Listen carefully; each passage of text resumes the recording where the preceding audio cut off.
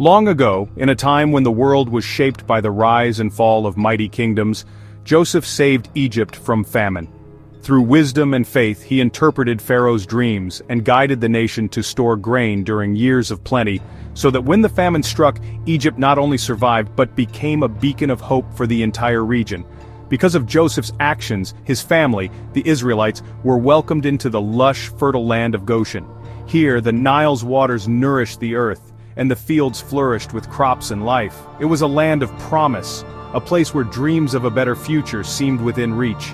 The Israelites prospered in this new home. Their families grew, their herds multiplied, and laughter echoed across the fields. Children played under the warm Egyptian sun, and the people felt secure, grateful for the peace and abundance they enjoyed.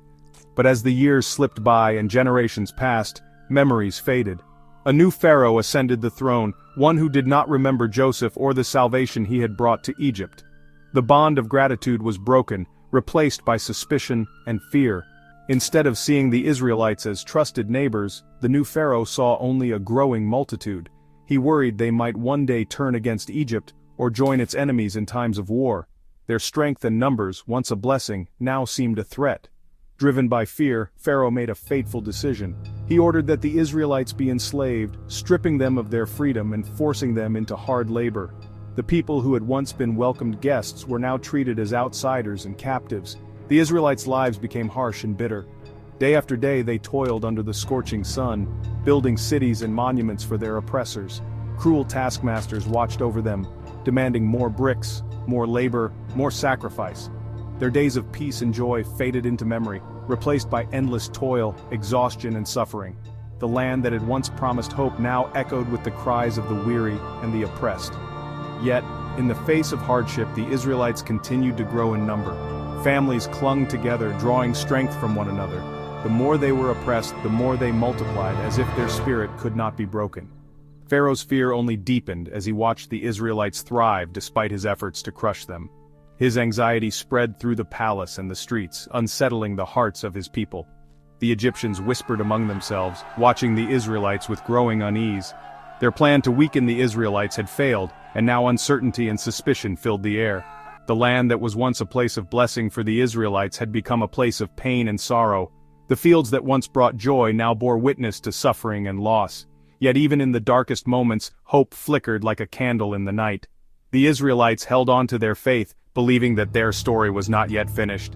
God's people endured, their resilience shining through the shadows. In the midst of pain, they clung to the promise that one day, deliverance would come. Pharaoh's harsh labor didn't stop the Israelites from growing. Despite the backbreaking work, the Israelites multiplied, their families growing stronger with each passing year. The king's plan to crush their spirit only seemed to make them more resilient, and whispers of hope began to spread among the people, even as they toiled under the relentless Egyptian sun. Desperate, Pharaoh summoned 2 Israelite midwives, Shiphrah and Puah, to his grand palace. The air was thick with tension as he delivered a chilling command: kill every Hebrew baby boy at birth.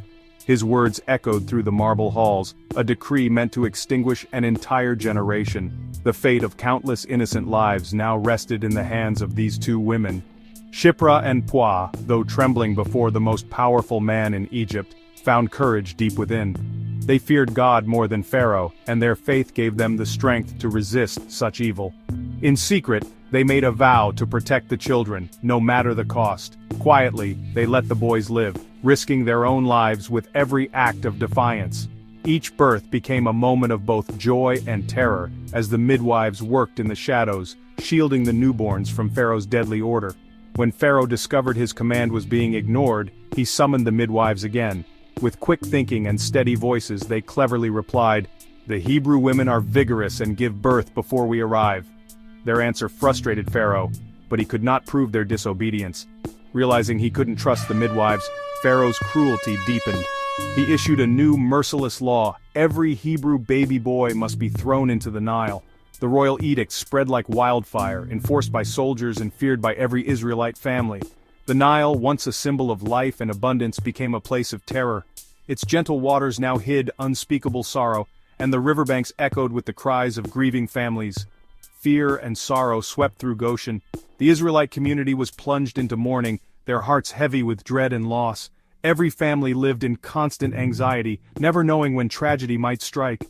Mothers clung to their sons, dreading the knock at the door that could shatter their world. Fathers stood watchful, desperate to protect their families from the king's soldiers. The threat was ever present, and every day felt like a battle for survival. In their suffering, the Israelites cried out to God, their prayers rising like incense into the night. They pleaded for mercy, for deliverance, for a sign that they had not been forgotten. Pharaoh's heart grew harder with each passing day, unmoved by the pain he caused. Yet among the people, faith endured. They held on to hope, believing that their cries would be heard. Even in the face of death, hope flickered like a candle in the darkness. Families gathered together, whispering stories of their ancestors and the promises of God, refusing to let despair consume them. The stage was set for a deliverer to rise. In the midst of suffering, a glimmer of destiny began to shine, hinting that change was on the horizon. God was watching, and a plan was unfolding, one that would change the fate of a nation forever. In this time of fear, a Levite woman named Jochebed gave birth to a son. She saw he was special and hid him for 3 months, risking everything. As the baby grew louder, hiding him became impossible. Desperate, Jochebed crafted a waterproof basket from reeds and tar, a tiny ark. She placed her son inside, lining it with soft blankets, and prepared for a heart-wrenching goodbye. With a prayer, she set the basket afloat among the reeds of the Nile. Her daughter Miriam watched from a distance, ready to see what would happen. Jochebed's hope was fragile, but her faith was strong. She trusted God to protect her child. The river carried the basket, and her prayers, into the unknown. A mother's love had set a miracle in motion. Early in the morning, Jochebed placed her baby in the basket and set it among the reeds of the Nile. Tears streamed down her face as she let go, entrusting her son to God's care. Miriam, hidden nearby, kept watch over the floating basket. The riverbank was quiet, the basket hidden among tall grasses. Miriam's heart pounded with fear and hope as she waited. She watched as people passed, but no one noticed the tiny ark. The sun rose higher, and the world moved on, unaware of the drama unfolding in the reeds. Miriam's vigil was unwavering. She prayed for kindness to find her brother. The basket drifted gently, carrying a future no one could yet imagine. In the silence, God was at work. The fate of a nation floated on the river. Miriam waited, trusting in a miracle. On a warm morning, as the sun shimmered on the surface of the Nile, Pharaoh's daughter made her way to the riverbank, accompanied by her graceful attendants. The gentle breeze carried the scent of water lilies, and the soft murmur of the river blended with the laughter of the women as they prepared for the princess's daily ritual of bathing. The world seemed peaceful, unaware that something extraordinary was about to unfold. As the princess gazed across the water, her eyes caught sight of a small, curious basket nestled among the tall reeds. Its presence was unusual, and it seemed to drift gently with the current, half hidden by the green stalks. Intrigued, she pointed it out to one of her servants, who waded carefully into the shallows to retrieve it. The servant brought the basket to the princess, who knelt down and slowly opened the lid. Inside, to her astonishment, was a tiny baby boy, his cheeks wet with tears, his cries soft but desperate. The princess's heart was moved by the sight of this helpless child, abandoned yet alive, floating on the river's mercy. Compassion welled up within her. She recognized at once that this was a Hebrew child, one of the very infants her father had ordered to be cast into the Nile. Yet, in that moment, her royal status faded away, replaced by a deep sense of empathy and protectiveness. As the princess cradled the baby, a young girl appeared from the reeds. It was Miriam, the child's sister, who had been watching anxiously from a distance. Summoning all her courage, Miriam stepped forward, her heart pounding with hope and fear. With a respectful bow, Miriam spoke up, her voice steady despite her nerves. "Shall I find a Hebrew woman to nurse the baby for you?" she offered, her words carefully chosen, her eyes pleading for mercy for her brother. The princess, touched by the girl's bravery and wisdom, nodded in agreement. Without wasting a moment, Miriam turned and ran as fast as she could, her feet barely touching the earth as she hurried to fetch her mother, Jochebed. Jochebed soon arrived, her heart pounding with a mixture of fear and hope. She managed to hide her overwhelming joy as the princess placed the baby in her arms, entrusting his care to her. It was a moment of silent gratitude, a mother reunited with her child against all odds. The princess spoke kindly. "Take this child and nurse him for me, and I will pay you." Her words were both a command and a gift. granting Jochebed the chance to love and nurture her son openly, if only for a little while. In the safety of her home, Jochebed cherished every moment with her son. She sang him lullabies, whispered stories of his people, and taught him about the God of Israel. Each day was a blessing, a precious gift she never thought she would have.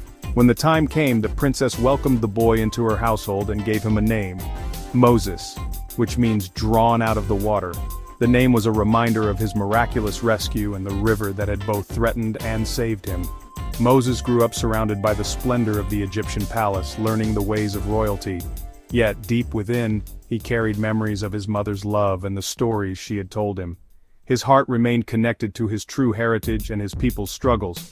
The Nile, once a symbol of danger and despair, had become the unlikely source of hope and deliverance. Its waters had carried Moses to safety, setting the stage for a destiny that would change history. In the quiet dawn, as sunlight broke over the land, it was clear that a greater plan was unfolding, one that would bring freedom to an entire nation. And so, in the very house of Pharaoh, a deliverer was being raised, destined to lead his people out of bondage and into hope. Moses grew up as an Egyptian prince, surrounded by luxury and learning. Yet, he never forgot his true heritage, or the lessons his mother taught him. He saw the suffering of his people, and felt their pain deeply. Though he wore royal robes, his heart belonged to the Hebrews. Moses learned the ways of Egypt, leadership, wisdom, and war, but his spirit longed for justice. He watched the Israelites toil as slaves, and the injustice burned within him. The palace could not erase his identity. Moses was torn between two worlds, the splendor of Egypt and the cries of his people. He knew he was meant for something more. God was preparing him for a purpose greater than he could imagine. The prince's secret heart would soon change history. The time for action was drawing near. One day Moses saw an Egyptian beating a Hebrew slave. Anger and compassion overwhelmed him. He looked around, saw no one, and struck the Egyptian, killing him.